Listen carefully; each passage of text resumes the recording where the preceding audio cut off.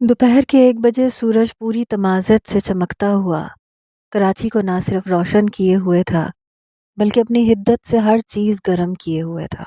ملک house میں جہاں چڑیا لان میں لگے درخت کے تنوں پر دبکی بیٹھی اپنی آنکھیں موندے دھیرے دھیرے سانس لے رہی تھیں، وہیں گھر کے مکین اپنے کمروں کو ٹھنڈا کیے اس میں دبکے ہوئے تھے۔ وقت پر لگا کر گزر چکا تھا۔ ملک ہاؤس کی دیواروں کا رنگ و روغن 3 سال پرانا ہو چکا تھا، جو فائقہ کی نسبت پر چم چم کر رہا تھا۔ سورج کی آڑی ترچھی کرنیں ملک ہاؤس کے اس لاؤنج سے ملحقہ کچن کی جالی دار کھڑکی سے چھن چھن کر وہاں شیلف کے قریب کھڑی دوشیزہ کی پشت سے ٹکرا رہی تھیں۔ گاجری کھلتے ہوئے رنگ کے جوڑے میں دمکتی رنگت لیے صبرینا ہتھیلی کی پشت سے بار بار ماتھے پر آئے پسینے کے قطرے پونچھتے ہوئے کھانے کو بڑے سے ٹفن میں ڈال رہی تھی۔ رنگ و روپ تو سونیا اور روبی سے بھی بڑھ کر نکلا تھا، اور اب 16 کی ہوئی تو بلا کا غضب ڈھانے لگی۔ جہاں جوبن میں نکھار آیا وہاں جذبات کا سمندر بھی رخ بدلنے لگا۔ وہ چند سال پہلے والی صبرینا کہاں رہی تھی جو دران کو راہب کی طرح فقط اپنا بھائی سمجھتی تھی۔ دستگیر بیگم سمیت بہت سے گھر والوں کی باتیں کانوں میں پڑتے پڑتے اس کو اس احساس نے جکڑ لیا کہ اس کی شادی دران سے ہوگی، اور جس سے شادی ہو وہ بھائی تو نہیں ہوتا۔ دران سے اپنائیت تو شروع سے ہی تھی، اب وہ اپنائیت پسندیدگی اور محبت جیسے جذبے میں ڈھل گئی۔ ڈھلتی بھی کیوں نہ، وہ دران ملک تھا، لمبا قد کاٹ اور جمال میں تو کوئی پورے خاندان میں اس کا ثانی نہیں تھا۔ سنجیدہ مزاج، کم گو، مضبوط اور ذہین، وہ تو نہ چاہتے ہوئے بھی کسی بھی لڑکی کے دل کو اسیر کر سکتا تھا۔ تو وہ تو پھر 16 سالہ جوانی کی سیڑھی پر پہلا قدم دھرتی لڑکی تھی۔ چاچو کا کھانا تیار ہے تو دے دو۔ دران نے کچن کے دروازے پر ہاتھ دھرے عقب سے آواز لگائی۔ وہ چونکی اور پھر مسکرا کے پلٹی۔ سفید ٹی شرٹ نیلی جینز میں ملبوس وہ شاید ابھی ہسپتال سے گھر آیا تھا۔ جی تیار ہے، بس ٹفن میں رکھ رہی تھی۔ تیزی سے ٹفن کے اوپری ڈھکن کو گھمایا۔ یاور ملک کے ہارٹ اٹیک نے گھر بھر کو ایک دفعہ تو ہلا کے رکھ دیا تھا۔ ابھی بھی وہ ہسپتال میں داخل تھے، جہاں ان کی مکمل دیکھ بھال کی ذمہ داری دران پر تھی۔ 19 سالہ دران گھر اور ہسپتال میں گھن چکر بن گیا تھا۔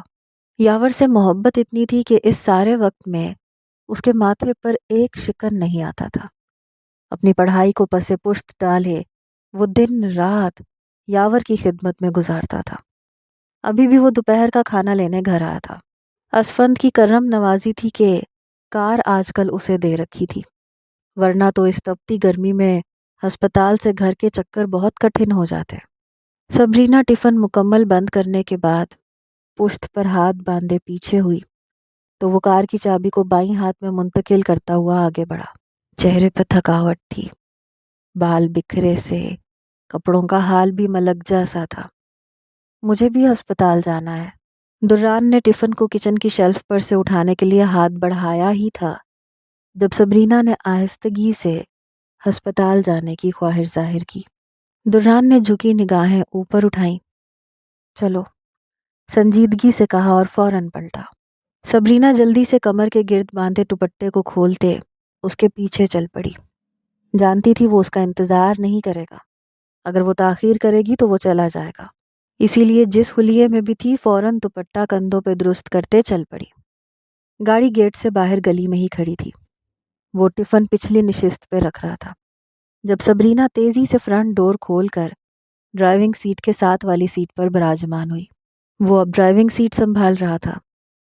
دران پر اچٹتی سی نگاہ ڈالے وہ دھیمے سے مسکائی۔ دران کے چہرے پر بڑھتی سختی سے بے نیاز وہ بار بار اسے چور نگاہوں سے دیکھ رہی تھی۔ اس کے ساتھ یوں گاڑی کی فرنٹ سیٹ پہ بیٹھنا اس کے دل کو گدگدا رہا تھا۔ تو دران کی کیفیت کیسی ہوگی؟ آخر کو وہ بھی تو جانتا ہے کہ مستقبل میں ہم کس رشتے میں بندھنے والے ہیں۔ شرما کر نگاہیں جھکا لیں، دل بار بار بات کرنے پہ اکسانے لگا۔ وہ خاموشی اور سنجیدگی کا پیکر بنا انہماک سے ڈرائیونگ کر رہا تھا۔ سورج کی گرمی کے باعث ماتھے پہ بار بار بل ڈالے شیشے سے باہر سڑک پہ دوڑتی ٹریفک کو گھورتا وہ اس کی بڑھتی دھڑکنوں سے بے نیاز تھا۔ دوران وہ گود میں دھرے اپنے ہاتھوں پر نگاہ جمائے جھجکتی سی آواز میں سبرینا نے بات شروع کی، جب دوران کے سپاٹ لہجے پر چونکی۔ دوران بھائی، انتہا کا سخت لہجہ تھا۔ وہ جبڑے بھینچے اسٹیئرنگ پر گرفت کو بڑھاتے ہوئے بولا۔ سبرینا کے بدلتے تیور اس سے مخفی نہیں تھے۔ برداشت تو بچپن سے کرنا سیکھ چکا تھا اور اب سبرینا کو بھی 3 سال سے برداشت ہی کر رہا تھا۔ دوران بھائی بولتی تھیں تم مجھے، یہ دوران میں کب سے ہو گیا؟ پیشانی کی تیوری اور چہرے کی سختی، سبرینا کا دل بیٹھ گیا۔ چہرے پر ایک دم سایہ سا لہرا گیا۔ نگاہیں اب اس کے بازوؤں پر موجود بالوں پر ٹکائیں۔ جب سے دادی نے رشتہ طے کیا ہمارا، گھٹی سی آواز میں جواب دیا۔ دوران نے غصے سے لال ہوتا چہرہ اس کی طرف موڑا۔ سبھی رشتہ ہمارا وہی ہے جو ہم دونوں نے بنایا تھا۔ میں تمہیں آج بھی اپنی چھوٹی بہنوں کی طرح سمجھتا ہوں۔ سمجھتے ہو تو نہیں، برجستہ جواب دیا۔ وہ آج دوران سے 2 ٹوک بات کے بعد اس کے دل کا حال جان لینا چاہتی تھی۔ اتنے سالوں سے وہ اس کو دیکھ کر دل بہلانے والا کھیل اکیلے ہی کھیل رہی تھی۔ آج اس کے خیالات بھی تو پتہ چلے۔ سبی پلیز، تم ایٹ لیسٹ میرے ساتھ ایسے مت کرنا۔ دوران نے ناگواری سے ایک ہاتھ کھڑا کیے کہا۔ اسٹیئرنگ اب ایک ہاتھ کے قابو میں تھا۔ لہجہ بلا کی بیزاریت اور درستگی کا غمازی تھا۔ دوران، میں کل بھی تم سے محبت کرتی تھی، آج بھی کرتی ہوں اور کرتی رہوں گی۔ بکواس بند کرو اپنی۔ تمہاری کل کی محبت میں اور آج کی محبت میں زمین آسمان کا فرق ہے۔ وہ محبت بہت احترام اور سچائی رکھتی تھی، اب تمہارے ذہن میں یہ محبت زبردستی کی ڈالی گئی ہے۔ وہ غصے سے دھاڑتا ہوا اب اسٹیئرنگ کو موڑ رہا تھا۔ گاڑی کے ٹائر موڑ کاٹتے ہوئے بری طرح سے چرچرائے تھے۔ سبرینا کو اس سے اتنے غصے میں آ جانے کی توقع ہرگز نہیں تھی۔ چاہے جیسے بھی ڈالی گئی ہو مگر اب ہو گئی ہے۔ بولو میں کیا کروں؟ تمہیں کیا میں اچھی نہیں لگتی؟ گردن کو گدی سے تھوڑا پیچھے کیے سوال پر سوال کیا۔ بلا کا اعتماد تھا اس کو اپنی خوبصورتی پر۔ دل کی دھڑکن دوران کا جواب سننے کو تھم گئی۔ نہیں، کٹھور پن کی انتہا کو چھوتا لہجہ تھا۔ 1 سیکنڈ کا توقف بھی نہیں تھا اس کے جواب میں کہ وہ یہ سوچتی کہ اس نے کچھ سوچ کے جواب دیا ہے۔ مجھے وہ سبرینا اچھی لگتی تھی جو مجھے بھائی کہتی تھی، نہ کہ یہ سبرینا جو اب میرے لیے اور ہی خیالات بننے لگی ہے۔ دوران اس کی طرف دیکھنا بھی گوارا نہیں کیے ہوئے تھا۔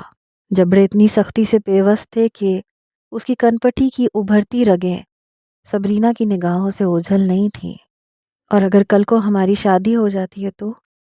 ہماری شادی نہیں ہوگی، نہ کل، نہ پرسوں، کبھی بھی نہیں۔ گاڑی ایک جھٹکے سے ہسپتال کے پارکنگ ایریا میں رکی۔ سبرینا جو سیٹ پر تھوڑا سا آگے کھسک کے بیٹھی تھی، جھٹکا کھا کے سیٹ کی پشت سے ٹکرائی۔ وہ اب گاڑی کی چابی نکال رہا تھا۔ وہ بات اپنی طرف سے ختم کر چکا تھا۔ اپنی طرف کے دروازے کے ہتھے پر ہاتھ رکھے 1 سیکنڈ کو رکا۔ اترو، اور آج کے بعد اس ٹاپک پر ہماری کوئی بات نہیں ہوگی۔ وہ باہر نکل چکا تھا۔ سبرینا نے اترے چہرے اور بیٹھتے دل سے ایک نگاہ اس پہ ڈالی، پھر نظریں جھکا کے دروازے کے ہتھے پہ ہاتھ رکھ دیا۔ ٹفن کو پچھلی نشست سے نکال کر وہ قدم آگے بڑھا چکا تھا۔ ایک اور رشتہ اس سے چھین لیا گیا تھا۔ وہ اچھے سے جانتا تھا سبرینا کے ذہن میں اس سے محبت اور شادی کا سارا خناس بھرنے والی کوئی اور نہیں سونیا اور روبی تھی۔ اس کے چپ رہنے کو سب لوگ اس کی ہاں کیوں سمجھنے لگے تھے۔ ٹفن کے ہینڈل پر ہاتھ کی رگیں ابھرنے لگیں۔ وہ اب سبرینا کے ساتھ لفٹ میں کھڑا تھا۔ جانتا تھا وہ آنسو پی رہی ہے، لیکن پہلی دفعہ وہ اس کے آنسو صاف کرنے میں کوئی دلچسپی نہیں رکھتا تھا۔ آنکھوں پر نرم بالوں والا سنہری برش بڑی مہارت سے ہلکے ہلکے اسٹروک لگا رہا تھا۔ جوئی آنکھیں موندے چہرے کو تھوڑا سا اوپر اٹھائے ہوئے تھی اور اس پہ جھکی لڑکی بڑی مہارت سے اس کے سنگھار میں مصروف تھی۔ ہلکے نارنجی اور پیچ رنگ کے امتزاج کی میکسی کا گلا اور بازو نیٹ کے تھے۔ جن پر ان گنت چمکتے ہلکے شربتی رنگ کے نگینے جڑے تھے، جو اپنی چمک سے آنکھوں کو خیرہ کر دینے کی حد تک دلکش لگ رہے تھے۔ کندھوں تک آتے گھنگریالے بال سیدھے ہونے پر کمر کو چھونے لگے تھے۔ بالوں کے سیدھا ہونے پر ان کی چمک میں بھی اضافہ ہو گیا تھا۔ لمبی گھنی پلکوں کو مسکارے نے اور اٹھان دے دی تھی۔ گندمی رنگت پیچ اور نارنجی رنگ کے ملاپ والی اس میکسی میں کھل رہی تھی، اور میکسی کی رنگت ہی گالوں پر جھلک رہی تھی۔ ہوٹل کے اس دیدہ زیب کمرے میں وہ سنگھار میز کے سامنے اس کھوئی ہوئی شہزادی کی طرح براجمان تھی، جسے جنگلوں سے تلاش کرنے کے بعد اب لا کر اس کا ہار سنگھار کیا جا رہا ہو۔ بھاری خم زدہ پلکیں اٹھائے اس نے آئینے میں اپنے عکس کو دیکھا۔ کسی نے سچ کہا تھا، کوئی بدصورت اور کم شکل نہیں ہوتا، بس غریب ہوتا ہے۔ چینی لڑکی اس پر جھکی مختلف سنگھار برش کو کب سے اس کے چہرے کے مختلف خد و خال پر دھیرے دھیرے چلا رہی تھی۔ وہ مڑی اور پھر پلٹ کر اپنے بیگ سے کچھ نکالنے کے بعد اب اس کے ہونٹوں پر باریک برش سے ہلکے پیچ اور نارنجی رنگ کے ملاپ کی لپسٹک کے اسٹروک لگا رہی تھی۔ چہرے پر میکسی کے گلے پہ لگے نگینوں کا عکس اور لبوں پر لگی چمکتی ملائم لپسٹک اس کے سنگھار کو دوبالا کر رہی تھی۔ دروازے پر ہلکی سی دستک کی آواز پر جوئی کے ساتھ اس لڑکی کی نگاہ بھی کمرے کے دروازے کی طرف اٹھی۔ آ سکتے ہیں، لڑکی نے اونچی آواز میں باہر موجود نفس کو اندر آنے کی اجازت دی۔ دروازہ کھلا۔ انل دروازے کے ہتھے پر ہاتھ رکھے آدھا اندر داخل ہوا۔ گہرے گرے رنگ کے کوٹ پینٹ میں وہ معمول کے مطابق چاق و چوبند تھا۔ میڈم ریڈی نہیں ہوئی کیا؟ میڈیا والے ویٹ کر رہے ہیں۔ سوال کرتے ہوئے انل نے سرسری نگاہ جوئی پر ڈالی اور دروازے کے ہتھے پر ہاتھ کی گرفت بے ساختہ ڈھیلی پڑ گئی۔ بس چند منٹ اور درکار ہیں سر، جیولری پہنانی ہے میم کو۔ لڑکی نے شائستگی سے سنگھار میز پہ پڑے نفیس سے نیکلس کی طرف اشارہ کرتے ہوئے جواب دیا۔ انل اس کی طرف متوجہ کہاں تھا، وہ تو ششدر سامنے بیٹھی جوئی کو دیکھ رہا تھا۔ سر بس چند منٹ، مجھے فائنل ٹچ دینا ہے میم کو۔ لڑکی نے انل کے کھڑے رہنے پر تھوڑا سا آگے بڑھ کر پھر سے گزارش کی۔ وہ سٹپٹا کر نگاہوں کا زاویہ بدلے اب لڑکی کی طرف متوجہ ہوا۔ سر بس چند منٹ۔ ٹھیک ہے، کوئی مسئلہ نہیں۔ انل نے زبردستی مسکرا کر ٹائی کی نوٹ کو بلا وجہ درست کیا اور احتیاط سے کمرے کا دروازہ بند کرتا الٹے قدموں پیچھے ہوا، واپس مڑا اور بالکل سامنے والے دروازے کو کھولتا اندر داخل ہوا۔ نگاہ سامنے دران پر پڑی، سیاہ شرٹ اور سیاہ ہی پینٹ کوٹ میں ملبوس، کوٹ کا سامنے کا ایک بٹن لگائے وہ سر جھکائے اب کف لنکس لگا رہا تھا۔ بالوں کو اپنی طرف سے تو بڑے سلیقے سے ایک طرف کنگھی کیا گیا تھا، لیکن وہ پھر بھی ہلکے سے بکھر کر پیشانی پر آنے کی گستاخی کیے ہوئے تھے۔ ہاں بولو، جوئی ریڈی ہے؟ کف لنک لگاتے ہوئے سر جھکائے مگن سے انداز میں انل سے پوچھا۔ تم سے پوچھ رہا ہوں، ریڈی ہے کیا وہ؟ انل کے جواب نہ دینے پر دران نے نہ صرف پھر سے سوال کیا بلکہ چہرہ اوپر اٹھائے اس کی طرف سوالیہ دیکھا۔ شی از یونیک بیوٹی۔ حیرت زدہ لہجہ تھا۔ دران بے ساختہ پورا منہ کھول کے ہنس دیا۔ اچھا، تو پھر تو اصل والا پروپوز نہ کر دی نا اس کو؟ میں نے تو فیک پروپوز کیا تھا۔ ہنسی کو مسکراہٹ میں بدلتے ہوئے شرارت سے کہا، شٹ اپ یار، میں اس بات پر نہیں کہہ رہا ہوں۔ وہ 3 دن سے ایسے سادہ سے حلیے میں تھی، آج بہت اچھی لگ رہی ہے، میرا مطلب بہت ڈیفرنٹ۔ انل نے خجالت سے سر ہوا میں مارتے ہوئے اپنی بے ساختہ کر دینے والی تعریف کی وضاحت کی۔ پر میں سنجیدہ ہوں، وہ واقعی اچھی لڑکی ہے، نو ڈاؤٹ خوبصورت ہے، تمہیں سوچنا چاہیے۔ دران نے صوفے پر بیٹھتے ہوئے جوتے اپنے قریب کیے۔ لہجہ واقعی حد درجہ سنجیدہ تھا، اور کچھ دیر پہلے والی شریر مسکراہٹ اب غائب تھی۔ ایسی نظر سے اچھی لگنے کی بات نہیں کی میں نے، اور جس دن تم سوچنے لگو گے اپنی شادی کے بارے میں بھی سوچ لوں گا۔ دران نے ہنستے ہوئے نگاہ اوپر اٹھائی، سیاہ بند جوتے اب پاؤں میں تھے۔ میرے پیچھے اپنی جوانی کیوں برباد کر رہے ہو؟ مجھے ابھی بہت سے سوالوں کے جواب تلاش کرنے ہیں۔ شادی کا تو سوال ہی پیدا نہیں ہوتا، متوازن لہجے میں جواب دیا۔ مدھم سی مسکراہٹ سجائے کھڑا ہوا، کوٹ کے شکن درست کرتے ہوئے چند قدم آگے بڑھائے۔ جھکنے سے بال مزید بکھر گئے تھے۔ جس دن تو شادی کرے گا اس سے اگلے دن میں بھی اعلان کر دوں گا، انل نے وثوق سے اپنا ارادہ بتایا۔ دران کا خفیف قہقہا پھر سے بلند ہوا۔ وہ اب کلائی پر گھڑی باندھ رہا تھا۔ ایک وہی تو تھا جس کی باتوں پر وہ ہنسنے پہ مجبور ہو جاتا تھا۔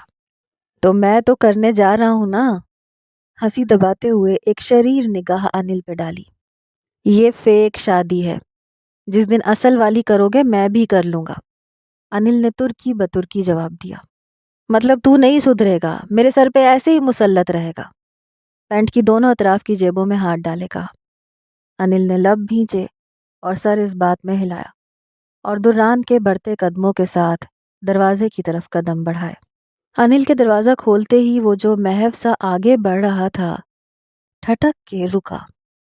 وہ سامنے کھڑی تھی، کسی بت تراش کا حسین شاہکار بنی مجسم، حسین پیکر، یا پھر دلکشی کا منفرد سا سما بھی کہہ سکتے ہیں۔ انل کی بات ذہن میں گونجی اور تصدیق کی مہر فوراً لگائی۔ واقعی وہ بہت منفرد اور دلکش لگ رہی تھی۔ انل نے شرارت سے مسکراہٹ دبا کے دران کی طرف دیکھا۔ دران نے 1 سیکنڈ کے 12ویں حصے میں اپنی اس خالص مردانہ کیفیت سے خلاصی پاتے ہوئے جوئی کی طرف اٹھی نگاہوں کو متوازن کیا۔ مس جوئی، اس ہونک بھرے چہرے کے ساتھ کام نہیں چلے گا۔ مسکرائیں پلیز۔ دران کا سپاٹ لہجہ کچھ دیر پہلے اس کے سنگھار پر امڑ آنے والی حیرت سے بالکل برعکس تھا۔ جوئی نے گڑبڑا کے پلکیں جھپکائیں، چہرہ اوپر اٹھایا۔ سامنے کھڑے شخص کے سامنے آتے اس کی رہی سہی ہمت بھی جواب دے دیتی تھی۔ وہ ایسی تو نہ تھی جیسی اس کے سامنے بن جاتی تھی۔ دن رات محنت کر کے پورے گھر کی ذمہ داری اٹھانے والی مضبوط اعصاب کی مالک لڑکی اس چٹان جیسے شخص کے سامنے چھوئی موئی ہو جاتی تھی۔ لبوں کے قریب چہرے کے پٹھے زبردستی کھینچ کے وہ اس کے حکم پر آہستگی سے مسکرائی۔ ہلکے پیچ رنگ سے مزین ہونٹ مسکرائے تو وہ جو تیوری چڑھائے بڑے روب سے اسے حکم صادر کیے کھڑا تھا، ایک دم سے ماتھے کے شکن ڈھیلے پڑ گئے۔ آنکھوں کی چمک سے میل کھاتی کتنی ملائم اور میٹھی مسکان تھی جس نے اس کے چہرے کے نقش نقش کو ابھار دیا تھا۔ کچھ لوگوں کی مسکراہٹ کتنی دلکش ہوتی ہے کہ ان کی مسکراہٹ صرف لبوں کا گہراؤ نہیں کرتی بلکہ چہرے کے ہر خد و خال سے جھلکتی ہے۔ وہ جب مسکراتا تو صرف لب مسکراتے تھے، آنکھیں ان کا ساتھ کبھی نہیں دیتی تھیں۔ لیکن سامنے کھڑی لڑکی کی مسکراہٹ کتنی جاندار تھی۔ وہ مسکرائی تو یوں لگا اس کی آنکھیں بھی مسکرا اٹھی، اس کے وجود کا پور پور مسکرا اٹھا۔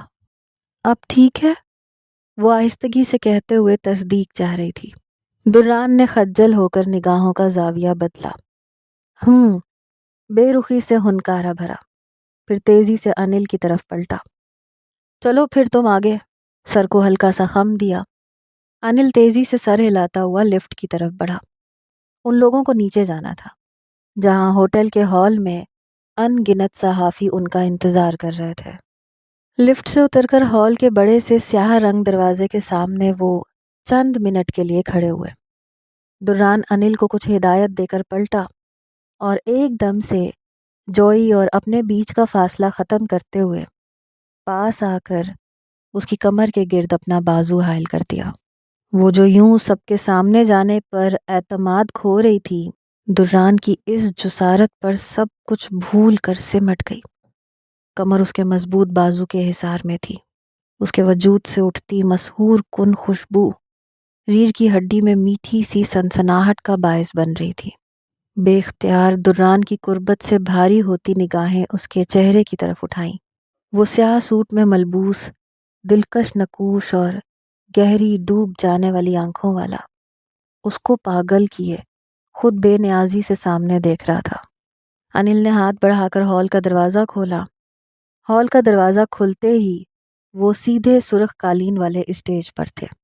یہ ایک آڈیٹوریم جیسا ہال تھا जहाँ स्टेज के सामने लगी नशिस्तों पर अनगिनत सहाफ़ी बैठे थे, जो अब हड़बड़ाकर नशिस्तों से उठकर अपने कैमरे ऑन कर रहे थे और माइक संभाल रहे थे। दुर्रान यूं ही मुतवाज़िन कदम उठाता, उसकी कमर के गिर्द बाजू हायल किए स्टेज पर आगे बढ़ रहा था। आधे घंटे पहले उसने यूं मीडिया बयान का कहा था और फिर भी अनगिनत सहाफ़ी इकट्ठे हो गए थे। ये कॉन्फ्रेंस उसने मुकम्मल सिक्योरिटी के अंदर मुनक्किद करवाई थी। छपाक छपाक की आवाज़ से कैमरों की फ्लैश लाइट्स उनकी हर जुम्बिश को कैद कर रही थीं। आहिस्ता आहिस्ता दुर्रान के हम कदम रेशमी लचकदार पाँव तक आते गाउन नुमा फ्रॉक को संभालती वो उसके हमराह स्टेज पर लगी नशिस्तों के करीब आ गई थी। मुबारकबाद की आवाज़ें, बेहंगम सा शोर, जोई सिताइशी निगाहों से सामने देख रही थी। वो क्या था उसे कल रात पता चला था, जब दुर्रान ने उसे सब समझाया था कि वो ये सब किस लिए कर रहा है। वो कोई आम इंसान नहीं था, बल्कि हॉलीवुड जैसी बड़ी फिल्म इंडस्ट्री का मायानाज सुपरस्टार था। दुर्रान अब हाथ के इशारे से जोई को स्टेज पर लगी नशिस्त पर बैठने के लिए कह रहा था। खुद वो बराबर में लगी नशिस्त पर बैठ चुका था। तीसरी नशिस्त पर दुर्रान के साथ अनिल बैठ गया था। नशिस्तों के सामने लगे मेज़ पर अनगिनत माइक लगे थे। वो अब कितने ही कैमरों की जद में थे। जोई मध्यम सी मुस्कुराहट को दुर्रान की ताकीद पर बमुश्किल चेहरे पर बरकरार रखे हुए थी, जबकि दिल हौले हौले लरज रहा था। दुर्रान अब सामने मौजूद सहाफ़ियों में से किसी एक को सवाल करने का इशारा कर रहा था। वो सब अपने अपने सवाल के लिए हाथ उठाए हुए थे। दुर्रांग सर, ये तो बॉम्ब ब्लास्ट कर दिया आपने। मतलब अचानक से मद्दाहों को हैरान कर दिया। फैंस हैरत ज़दा हैं इस सब को लेकर। आप क्या कहेंगे इस बारे में? सहाफ़ी बतीसी निकाले अंग्रेज़ी ज़ुबान में सवाल कर रहा था। दुर्रान ने संजीदगी से भवें उठाई, हाथ उठाए आहिस्तगी से पेशानी सहलाई। ये बॉम्ब ब्लास्ट मैं यूं पब्लिकली बिल्कुल नहीं करना चाहता था, क्योंकि मैं अपनी ज़ाती ज़िंदगी को इस चकाचौंध से अलग रखने का कायल हूँ। लेकिन कुछ हालात ऐसे हुए कि मुझे जोई को यूं प्रपोज करना पड़ा और वीडियो पब्लिक करनी पड़ी। ठहरे से लहजे में चेहरे पर बला की संजीदगी सजाए जवाब दिया। फिर अगले सहाफ़ी की तरफ इशारा किया। सहाफ़ी ने फ़ौरन हाथ नीचे किया और पुरजोश अंदाज में माइक में बोला, सर, मद्दाहा और पूरी इंडस्ट्री ये जानने के लिए बेचैन है कि जोई मैम से आप कब, कहाँ और कैसे मिले थे। प्यार कब हुआ आपको? आपने वीडियो के कैप्शन में लिखा कि 7 साल पहले। क्या वो सच है? दुर्रान, जो उसके बोलने पर धीरे धीरे सर हिला रहा था, सवाल ख़त्म होने पर 1 सेकंड का तवक्कुफ़ लिया। जैसा कि मैं पहले सवाल के जवाब में कह चुका हूँ, मैं अपने ज़ाती मामलात को इस सब से अलग रखने का कायल हूँ। तो जोई से मैं कब, कहाँ और कैसे मिला, ये सब मेरी ज़िंदगी के बहुत कीमती लम्हात हैं, जिनको मैं किसी से बांटना नहीं चाहता।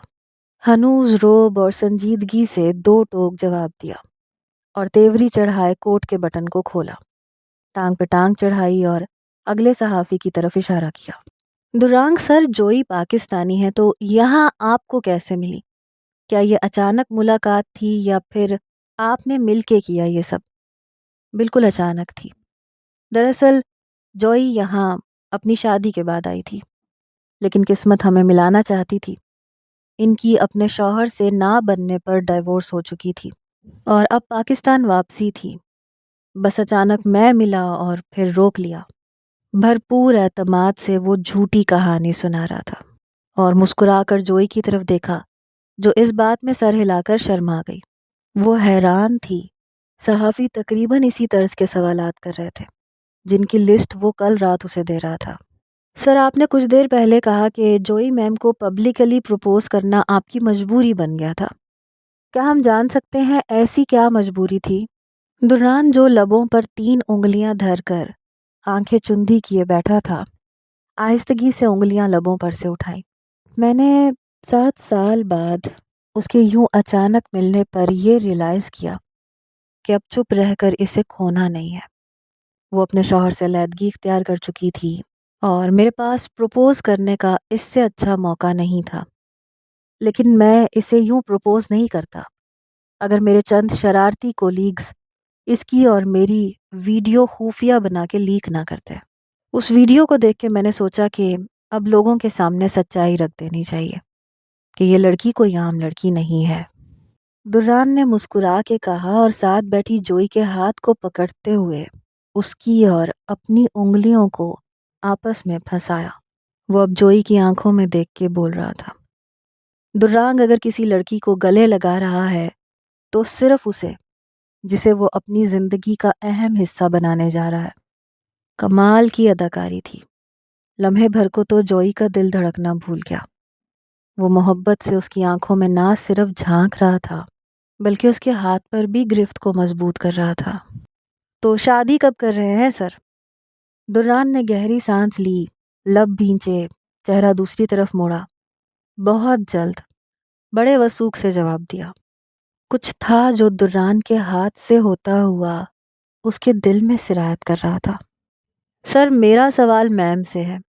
جوئی میم، آپ کو اتنے سالوں بعد یوں درانگ سر کا مل جانا کیسا لگا؟ کچھ شیئر کریں گی ہمارے ساتھ؟ صحافی کے سوال پر وہ ہلکا سا لرزی، مگر دران کے ہاتھ پر بڑھتے دباؤ نے اسے اعتماد دیا۔ گلے سے نیچے سینے میں جیسے ایک پھانس سی اٹکی۔ پھر وہ مسکرائی، آہستگی سے لب کھولے۔ بے یقینی، میں ابھی تک اسی کیفیت میں ہوں۔ بے یقینی ہے کہ ہم اتنے سالوں بعد یوں ملے۔ سریلی سی آواز نے جیسے جل ترنگ بجائے تھے۔ دران نے ہاتھ کو دبا کر احساس دلایا کہ ٹھیک بول گئی ہو۔ جوئی میم، آپ کے سابقہ شوہر؟ صحافی نے ہاتھ کھڑا کیے سوال کی شروعات کی۔ Please no more personal questions.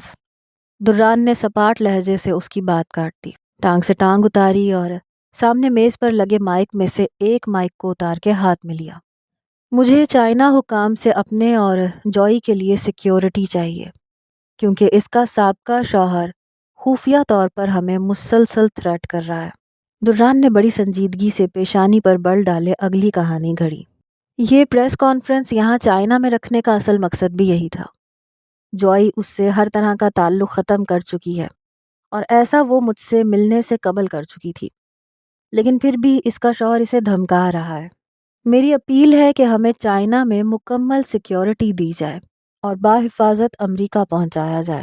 دران نے اپنی بات مکمل کی اور مائک کو میز پر رکھے اپنی جگہ سے اٹھ کھڑا ہوا۔ صحافی ایک ساتھ بول اٹھے تھے۔ دران نے ہاتھ ہوا میں اٹھایا۔ نو مور کوسچنز پلیز۔ جوئی کا ہاتھ تھام کر اسے نشست سے اٹھایا اور صحافیوں کو بولتا ہوا چھوڑ کر اسٹیج کے دروازے سے ہوتا ہوا ہال سے باہر نکل گیا۔ ہال سے باہر نکلتے ہی اس نے جوئی کے ہاتھ کو ایسے چھوڑا جیسے وہ فلم کے سین فلمانے کے بعد اداکارہ کو چھوڑتا تھا۔ وہ اب پینٹ کی جیبوں میں ہاتھ ڈالے انل سے اگلے لاہے عمل کے بارے میں سنجیدہ سی گفتگو کر رہا تھا، جبکہ جوئی یوں ہی دم سادے اسے دیکھ رہی تھی۔ وہ صرف اداکاری کر رہا ہے جوئی، خود کو سنبھال۔ وہ کہاں ہے، تو کہاں؟ دل بیٹھ رہا تھا۔ جوئی نے گہری سانس لی۔ انل نے اب اسے چلنے کا اشارہ کیا، جبکہ وہ محترم جو کچھ دیر پہلے اس کی آنکھوں میں آنکھیں گاڑے ہوئے تھے اب بے نیازی سے سگریٹ کے کش لگا رہے تھے۔ جوئی نے انل کے پیچھے قدم بڑھا دیے جو لفٹ کی طرف جا رہا تھا۔ انہیں اسی وقت ہوٹل کو چھوڑنا تھا جس کی مکمل تیاری وہ پہلے ہی کر چکے تھے، بس جوئی کو لباس تبدیل کرنا تھا۔